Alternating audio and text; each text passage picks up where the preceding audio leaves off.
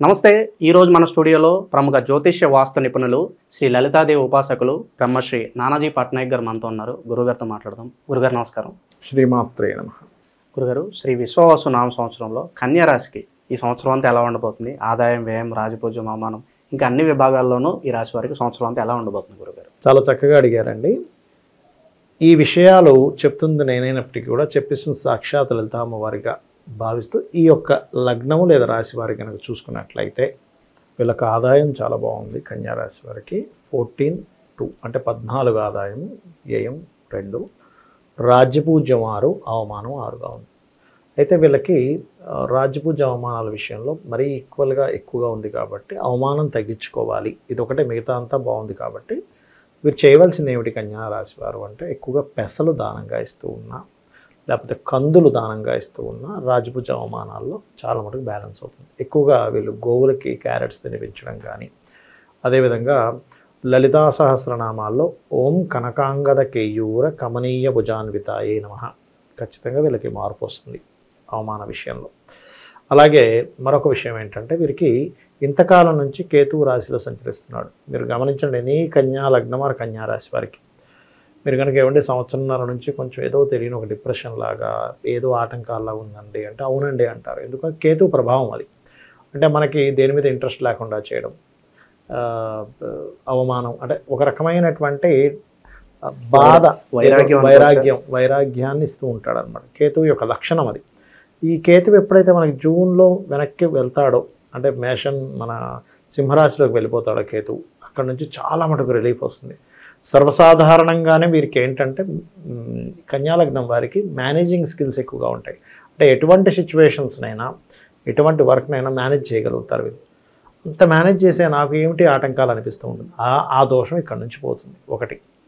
రెండవది ఏంటంటే ఇక్కడ సప్తమంలో ఉండే రాహు కాస్త 6లోకి వస్తున్నాడు. 6 రాహువు చాలా మంచివాడు, గుర్తుపెట్టుకోండి. 6 రాహువు ఏంటంటే శత్రువుపై జయాన్ని, పరాక్రమాన్ని, ఏదైనా ఒక అంటే చూడండి, మనం ఫలానా ఇది ఇలా ఉండాలి అని అనుకుంటాం, ఊహ, ఒక డిజైన్ వేసుకుంటాం మైండ్లో, ఇలాగే జరగాలని. వీళ్ళు కనుక స్టెప్ తీసుకుంటే 6లో రాహు ఉన్నప్పుడు అది యాజ్ ఇట్ ఈజ్ అట్లాగే జరుగుతుంది.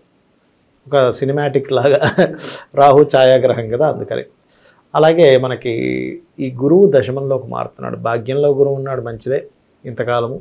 ఇప్పుడు దశమంలో గురువు మారుతున్నాడు.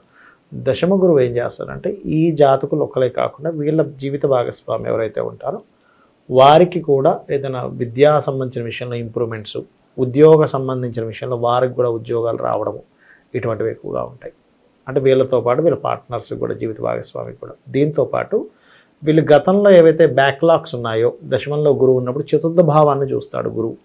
చతుర్థ భావాన్ని చూస్తున్నప్పుడు ఈ సంవత్సరం మే 15 తర్వాత నుంచి ఎప్పటి నుంచో ఒక గృహం గురించి ఒక డ్రీమ్ ఉంది. ఈ గృహ సంబంధించినటువంటివి ఫ్రూట్ఫుల్ అవుతాయి, డ్రీమ్స్ ఏవైతే ఉన్నాయో. ఇది వీరికి చాలా బాగుంది. లేదా ఒక బ్యాక్లాగ్ చదువు ఉంది, చదువు సంబంధించిన విషయంలో కాస్త ముందుకు కదలడం, ఇట్లాంటివి పర్టికులర్గా ఈ రాహువు కేతువు గురువు ఇస్తున్నాడు. విదేశీ ప్రయత్నాలు గురుగారు, వీటి పరిస్థితి ఎలా? విదేశీ ప్రయత్నాలు కూడా 6వ స్థానంలో రాహు ఉండడం విదేశీ ప్రయత్నాలు సక్సెస్ ఇస్తుంది. ఎట్లాగా అక్కడికి వెళ్ళి ఉద్యోగం చేయడానికి చేసే ప్రయత్నం ఫలిస్తుంది 6లో రాహు ఉన్నప్పుడు. అయితే ఎప్పుడైనా సరే ఒకటే గుర్తుపెట్టుకోండి, విదేశాలలో మీకు ఉద్యోగం రావాలంటే మీ జన్మజాతకంలో 2-12 కాంబినేషన్ ఉండాలి. అంటే 2 అంటే ధనము, 12 అంటే విదేశం. విదేశీ ధనయోగం ఉంటేనే విదేశాలకు వెళ్ళగలుగుతారు. ఇక్కడ మళ్ళీ 2 విషయాలు ఎలా అంటే, ఒకటి విదేశాలకు వెళ్ళి జాబ్ చేయడం, లేకపోతే ఇక్కడే ఉండి విదేశీ కంపెనీస్తో చేస్తుంటారు. ఎందుకు అలా జరుగుతుంది అంటే వీళ్ళకి ఒక కాంబినేషన్, అంటే విదేశాలకు వెళ్ళే కాంబినేషన్ సపరేట్గా ఉంటూ విదేశీ ధనయోగం కూడా కలిస్తే అక్కడికి వెళ్తారు. అక్కడికి వెళ్ళలేని యోగం ఉన్నప్పుడు ఏమవుతుంది, అక్కడికి వెళ్ళకుండా ఇక్కడ నుంచి విదేశీ సంబంధించిన ప్రయత్నాలు కొనసాగుతూ ఉంటాయి. బట్ వీళ్ళకి విదేశీ యోగాలు అయితే ఈ సంవత్సరం ఉంటుంది. కాకపోతే జూన్ లోపల వెళ్ళడం మంచిదండి. ఎందుకంటే జూన్ మారితే కేతు 12లోకి వచ్చాక విదేశీ యోగాల్లో ఆటంకాలుగా ముందుకు వెళ్తూ ఉంటుంది. అలాంటప్పుడు కాస్త ఉలవలు దానంగా ఇవ్వడం, గణపతి ఆరాధన చేసుకోవడము, వీటి వల్ల వీళ్ళ లైఫ్ అనేటువంటిది చాలా బాగుంటుంది చెప్పాలంటే. అది ఇక వీరికి శని 7వ స్థానంలోకి మారుతున్నందుకు ఇష్టపడిన వారిని వివాహం చేసుకోవాలనే ప్రయత్నంలో కొంత స్ట్రెస్ అనుభవించడం. ఎందుకంటే 5వ అధిపతి 7, ఆయన 5వ అధిపతి మాత్రమే కాకుండా 6వ అధిపతి కూడా అవుతున్నాడు.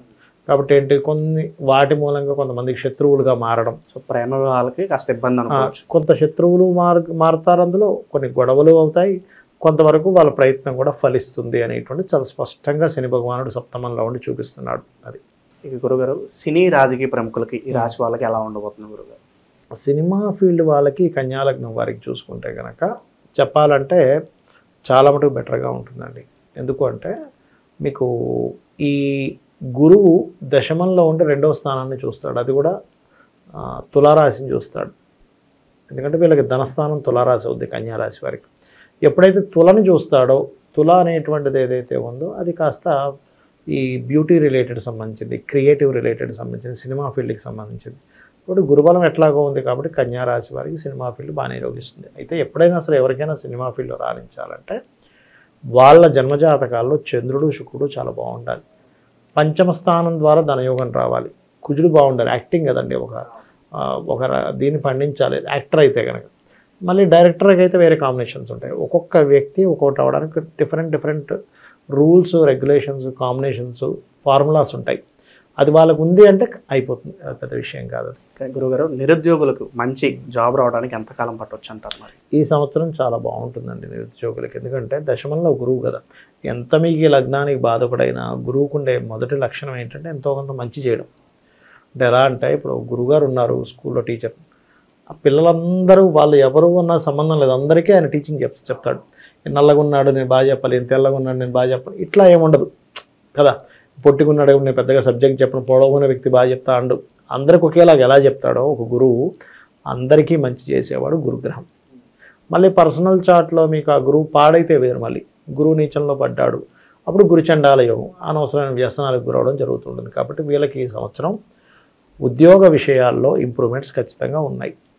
గోచారం అయితే బలం ఉంది, అందులో ఎటువంటి డౌట్ లేదు. ఈ సంవత్సరం గురుగారు కన్యారాశి వారు ఎలాంటి వ్యాపారాల్లో పెట్టుబడులు పెడితే మంచి లాభాలు గడిస్తారంటారు? ఒకటేనండి, ఎప్పుడైనా సరే కన్యా రాశి లేదా కన్యా లగ్నం వారికి వ్యాపారాన్ని ఇచ్చేటివి రెండు. ఒకటి బ్యూటీ, 2 ట్రాన్స్పోర్టింగ్, ఇట్లాంటివి. లేదు వాళ్ళ పర్సనల్ చార్ట్లో 2వ అధిపతి వెళ్ళి వేరే రకరకాల గ్రహాలతో కనెక్ట్ అయినప్పుడు మారుతూ ఉంటుంది. మార్కెటింగ్ అనో, లేకపోతే ఆయిల్ బిజినెస్ అనో, ఐరన్ బిజినెస్ అనో, టీచింగ్ బిజినెస్ అనో మారిపోతూ ఉంటుంది. వీళ్ళకి టీచింగ్ కూడా యోగిస్తుంది చెప్పాలంటే, ఎందుకంటే 2వ 9వ అధిపతి శుక్రుడు అయితే అందులో కూడా ఏదైనా క్రియేటివ్ రిలేటెడ్ టీచింగ్స్ ఇట్లాంటివి యోగిస్తాయి. బట్ వీళ్ళకి సర్వసాధారణంగా కన్యాలగ్నం వారికి ఏంటంటే లగ్నాధిపతి బుధుడు కాబట్టి ఎప్పుడు వ్యాపారం చేయాలనేది వీళ్ళకి లాగుతూ ఉంటుంది. ఎందుకంటే దాని సహజ గుణం కదా. అదేదో ఒక వ్యక్తికి ఏదైనా ఒక అలవాటు ఉందనుకోండి, బొమ్మలు వేసే అలవాటు ఉందనుకోండి, పెన్ పేపర్ కనిపిస్తే చాలా బొమ్మ వేస్తూ ఉంటాడు. ఆ రకంగా ఏంటంటే వాళ్ళ సహజ లక్షణం వల్ల వాళ్ళకి అటువైపు వెళ్తూ ఉంటుంది. కానీ బుధుడు కనుక బాగుండి మెయిన్గా వీళ్ళకి ఎప్పుడైనా వ్యాపారాల్లో బారాణించాలంటే చంద్రబలం ఉండాలండి కన్యాలగ్నం వారికి. చంద్రబలం ఉంది, అది ధనయోగానికి కనెక్ట్ అయింది. వీళ్ళు హోటల్ ఇండస్ట్రీ, హోటల్ ఫీల్డ్స్లోని, ట్రాన్స్పోర్ట్ ఫీల్డ్స్లో బారాణిస్తారు చంద్రబలం కనుకుంటే. చంద్రబలం లేకపోతే మళ్ళీ మనం చెప్పలేము. ఇక కెరీర్లో మంచి గ్రోత్ ఉన్నా, అలాగే వ్యాపారాల్లో మంచి లాభాలు వస్తున్నా సరే కాస్త నరఘోష, నరదిష్టి ఇవి ఉంటూ ఉంటాయి. దీని నుంచి తప్పించుకోవడానికి కన్యారాశి వారికి మంచి రెమెడీస్ అని ఉంటాయి. ఒకటేనండి, ఎప్పుడైనా ఎవరికైనా సరే నరఘోష, నరదృష్టి ఎందుకు జరుగుతుంది అంటే వాళ్ళ సూర్యుడు బలం ఉండడు. అంటే ఆత్మకారకుడు బలహీనంగా ఉన్నప్పుడు వాళ్ళకి నరఘోష, నరదృష్టి తగులుతుంది. కానీ ఎవరైనా ఉదయము సాయంత్రం దీపారాధన చేసే వారికి నరదృష్టి ఉండదు. సూర్య నమస్కారాలు చేసే వ్యక్తికి అస్సలు నరదృష్టి ఉండదు, గుర్తుపెట్టుకోండి. సూర్య నమస్కారాలు చేసే వ్యక్తికి అసలు నరదృష్టి పడనే పడదు. అలాగే నిత్యము ఆలయానికి వెళ్ళే వ్యక్తికి పడదు. ఎందుకంటే ఒక ఆరా వాళ్ళకి కనెక్ట్ అవుతుంది, ఒక ఆరా వాళ్ళకి రక్షిస్తూ ఉంటుంది. అర్థమైందండి? ఇంకా రవి ఎక్కడో పూర్తిగా పాడైపోతే మనం ఏం చేయలేం. కానీ బట్ ఇవి కనుక పాటించగలిగితే ఖచ్చితంగా బాగుంటుంది. వీళ్ళకి మొదటి 2 నెలలు కాస్త ఎక్కువ నరదృష్టి కూడా ఉంటుందండి. ఎందుకంటే ఈ పంచమాధిపతి వెళ్ళి శనిలో రాహుతో కలుస్తున్నాడు. దీనివల్ల ఏమవుతుందంటే వీళ్ళకి సప్తమంలో రాహుతో కలుస్తున్నప్పుడు సర్వసాధారణంగా సేమ్ క్యాస్ట్ కాకుండా ఇతర వాళ్ళతో లవ్లో పడి వాళ్ళతో పెళ్ళిళ్ళు అయిపోవడం ఇట్లాంటివి కూడా జరుగుతాయి మొదటి 2-3 నెలలు వీళ్ళకి. అది కొంచెం చూసుకుంటూ వీళ్ళు ఎక్కువగా వెంకటేశ్వర స్వామి ఆరాధన ఖచ్చితంగా వీళ్ళ లైఫ్కి మంచి లైఫ్ని ఇస్తుంది. చాలా బాగా వివరించారు గురుగారు, ధన్యవాదాలు. శ్రీమాత్రే నమః.